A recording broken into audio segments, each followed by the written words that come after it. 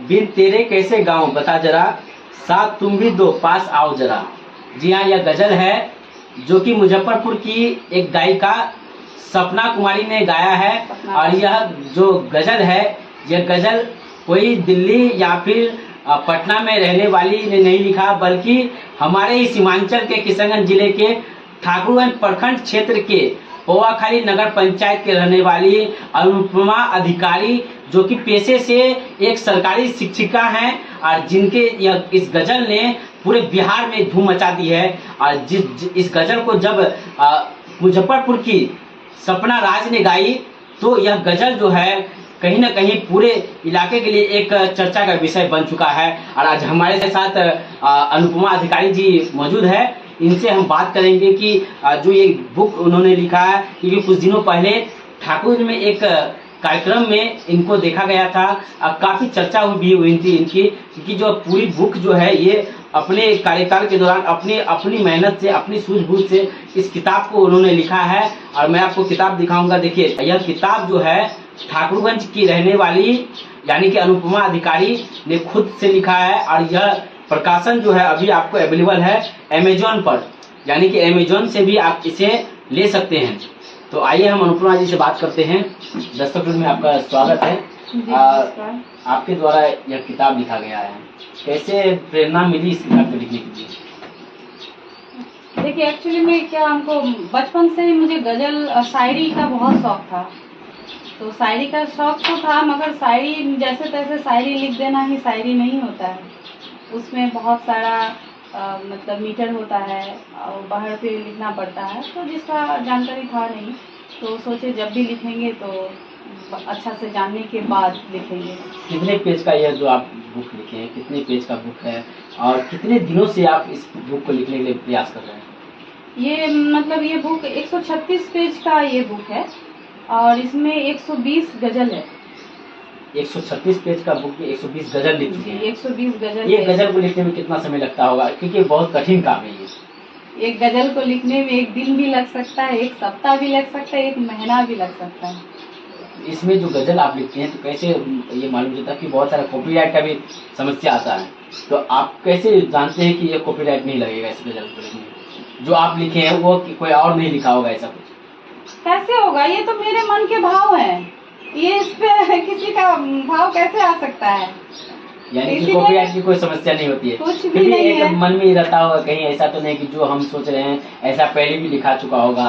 तो कुछ तो अंतर होगा। कुछ अंतर होगा। कुछ तो अंतर होगा, तो चाहे वो मेरा भाव का अंतर हो या कुछ शब्द का अंतर हो, कुछ तो अंतर होगा। कुछ ना कुछ अंतर उसमें मिलता ही है। इस गजल को लिखने के बाद कैसे आपको मालूम चला कि इस गजल को हम किताब के रूप में दर्शा सकते हैं? हाँ, ये जब मैं गजल लिखना स्टार्ट की थी तो सोचे लिखते जाते हैं, देखते हैं कितना लिख सकते हैं। लिखते लिखते लिखते जब मेरा 50 पार हुआ, तब हमको मतलब हिम्मत मिला कि हम एक किताब इससे बना सकते हैं, गजल संग्रह बना सकते हैं। फिर 50 जब हुआ, लिखते लिखते जब 100 पार हो गया, तब हमको पूरा हिम्मत हो गया कि अब हम एक बुक पब्लिश करवा सकते हैं। तो फिर जब 100 हो गया, तो उसमें और जोड़ के 120 लिखे। 120 लिखने के बाद फिर जो प्रकाशन है जिज्ञासा प्रकाशन, उनसे बात की, तो फिर ये आज उसका नमूना आपके सामने है। शिक्षिकाओं का अक्सर यह काम होता है कि वो किताब में ज़्यादा डूबी हुई रहती है और बच्चों को पढ़ाने के लिए जो है वो किताब की स्टडी बहुत करती है। तो ऐसे में जो यह किताब इन्होंने लिखा, इनका यह प्रोफेशन है, क्योंकि जो किताब ये लिखी है ये छोटा मोटा किताब नहीं है। इस अचीवमेंट को हम अगर देखें तो बड़ा अचीवमेंट है इनके लिए, क्योंकि कितना साल आपको लगा इस अचीवमेंट को पाने में? आपको ये किताब लिखने में मुझे लगभग 3 साल लग गया। 3 साल की मेहनत के बाद इस किताब को आप पूरा कर पाई है। तो ये जो पब्लिश से आप कैसे बात की, जो पब्लिश किया आपका किताब को, उनसे कैसे आपका संपर्क हुआ? पब्लिशर तो बहुत हैं, बस आपका ये जो आप जो लिखे हैं वो सही होना चाहिए। जब पब्लिशर से बात किए कि सर मेरा गजल संग्रह है, तो वो बोले गजल है आपका, सारा बहर में है? हम बोले हाँ, सारा बहर में है। फिर वो बोले कुछ भेजिए, हमको चेक करते हैं। फिर उनको भेजे, वो चेक किए, जब देखे कि हाँ सारा बहर में है, तो फिर बात आगे बढ़ी। तो फिर बात हुई, उसके बाद इसमें कौन सा पब्लिश कंपनी इसको पब्लिश कर रही है? जिज्ञासा प्रकाशन जी, ये गाजियाबाद से है। अभी आपके अमेजोन पर अवेलेबल है? अमेजोन पे भी अवेलेबल है। तो इससे कुछ अर्निंग वगैरह हुआ कि ऐसे लिख के ही रह गए? नहीं, देखिए, सबसे पहली बात कि जब मैं लिखना शुरू की थी तो अर्निंग सोच के लिखना ही नहीं शुरू की थी, ये बस मेरा एक शौक था, एक हॉबी। क्योंकि खर्च बहुत ज्यादा आया होगा ना इसको हाँ, बनाने में, खर्च है, कुछ तो अर्निंग इसके लिए होगा ही। अर्निंग है ना, लोग जान रहे हैं कि मैं एक गजल लिखती हूँ, तो यही मेरा अर्निंग है। यानी कि जो आपको जो लोग जानने लगे, साहित्य में जो मेरा नाम हुआ है ना, यही मेरा अर्निंग है।